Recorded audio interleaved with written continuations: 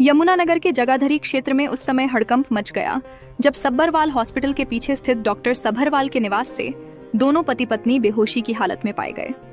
सुबह जब काफी देर तक दरवाजा नहीं खुला और कॉलिंग का भी कोई जवाब नहीं मिला तो हॉस्पिटल स्टाफ को बुलाया गया।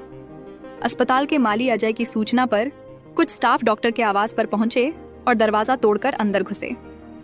घर का नजारा चौंकाने वाला था। कमरे की अलमारियां खुली हुई थीं और डॉक्टर सभरवाल व सो का कैसान थे कि उनकी पत्नी बेहोश पड़े थे। प्रारंभिक जांच में आशंका जताई जा रही है कि डॉक्टर दंपति को नशीली चाय पिलाकर लूटा गया।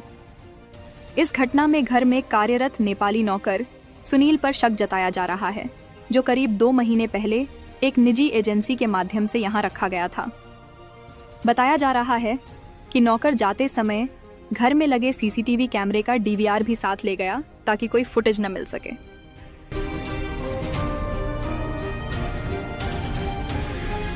मैं सर आया पहले, उसके बाद मैं किचन में गया, आम की टोकरी रखा, उसके बाद मैं बाहर आ गया, अपने काम में लग गया। फिर नीरज भैया लेने वाले हैं। उसके बाद में सर नीरज भैया ने मुझे अंदर भेजा, मैं आवाज़ मारा, कोई रिस्पॉन्स नहीं आया। उसके बाद बाहर आए, फिर नीरज भैया ने बेल मारी, फिर कोई रिस्पॉन्स नहीं मिला। उसके बाद नीरज भैया, मैं और एक और 3 बंदे हम अंदर गए तो आंटी अंकल भी गए।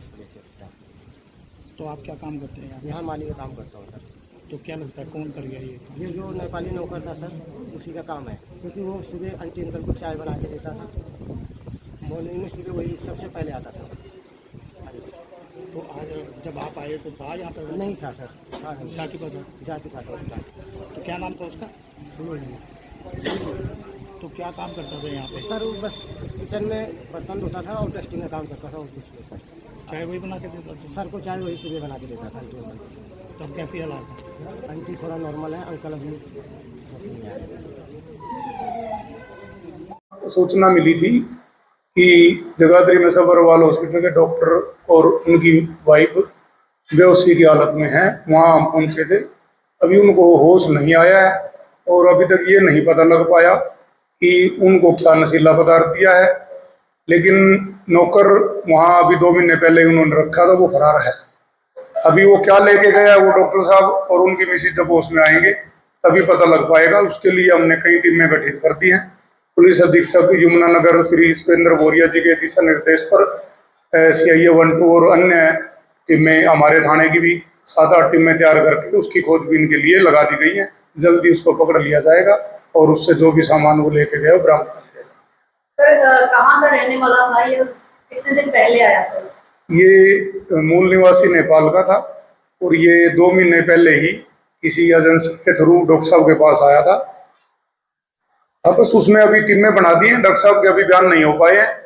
वो अभी जैसे ही बयान देंगे उसमें क्या क्या सामान गया उनके घर से वो अपने बयान में ही बता पाएंगे।